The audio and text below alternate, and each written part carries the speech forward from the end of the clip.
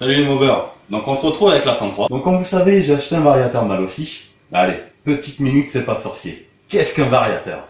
Un variateur est un dispositif mécanique permettant de faire varier continuellement le rapport de démultiplication d'un moteur. Il est utilisé en remplacement d'une boîte de vitesse.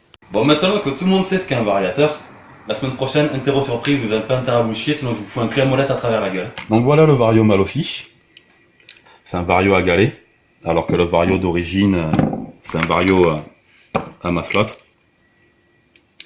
Donc le vario que j'avais d'origine avait été modifié par Taz, c'est-à-dire que ma joue fixe, c'est une joue de variateur Giraudot. Comme ça, l'avantage, c'est que je passe avec une plage de 100. Au niveau du canon, il avait rajouté des rondelles pour le rallonger. Comme ça, du coup, ma joue mobile était plus écartée, ce qui fait que ma courroie descendait beaucoup plus bas au niveau du canon, ce qui fait que j'avais beaucoup plus de patates au démarrage. Et après,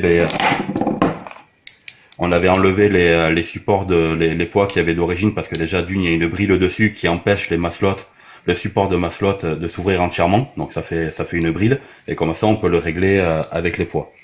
On a voulu le changer, parce que le problème, c'est que quand il s'ouvrait entièrement, le problème, c'est qu'il coinçait. Avec cette partie-là, il se coinçait en position ouverte, et donc ça faisait chier. Donc chez lui, il avait un variateur Polini.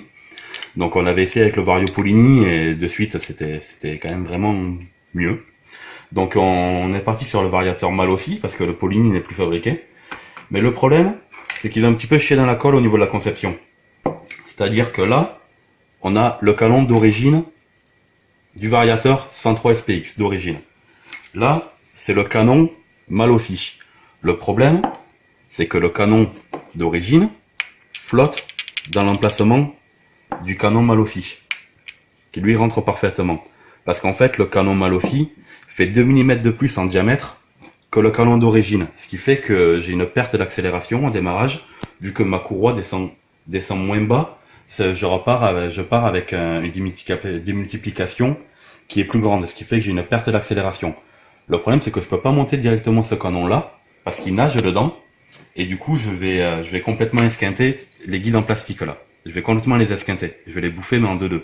Et c'est pas bon du tout, parce que ça peut engager les vibrations, et les vibrations sur un vilebrequin, je suis bon pour le casser, et tout me péter, m'exploser dans la jambe et tout le bordel. Donc c'est vraiment pas du tout la solution à faire. Donc ce que je vais faire pour reprendre ce défaut-là, c'est que je vais demander au tourneur-fraiseur qui me fasse un canon, enfin, qui me fasse une bague, on va enlever les poids, qui me fasse une bague qui vienne à l'intérieur du variateur mal aussi d'origine, qui rentre en force, pour que je puisse y mettre ce canon-là. Mais il va me refaire aussi un canon, directement,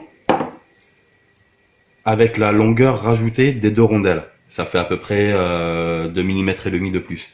Ce qui fait que j'aurai l'avantage de la modification comme avait fait Taz, c'est-à-dire plus écarté pour que la courroie descende plus bas au niveau du canon et avoir une meilleure accélération, et l'avantage du variateur mal aussi, c'est-à-dire que j'avais plus le vario qui restait ouvert et qui bloquait.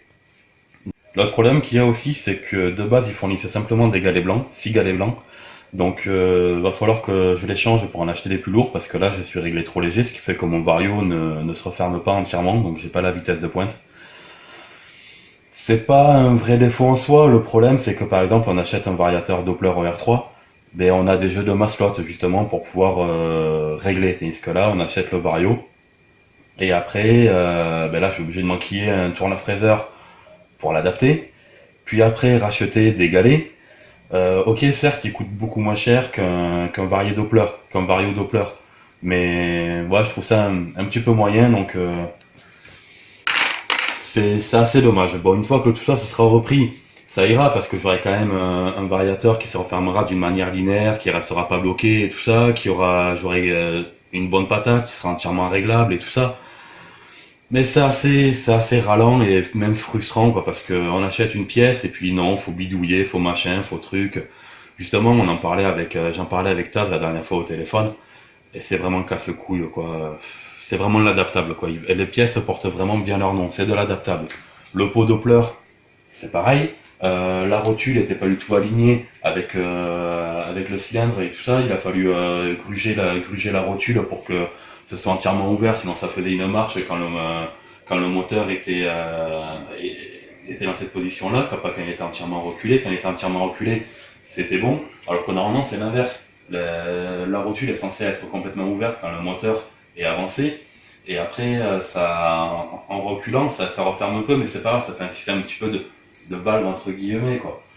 Mais là c'est vrai que c'est un petit peu au ralent, c'est toujours pareil quoi, faut bidouiller, c'est vraiment de l'adaptable, ça c'est clair.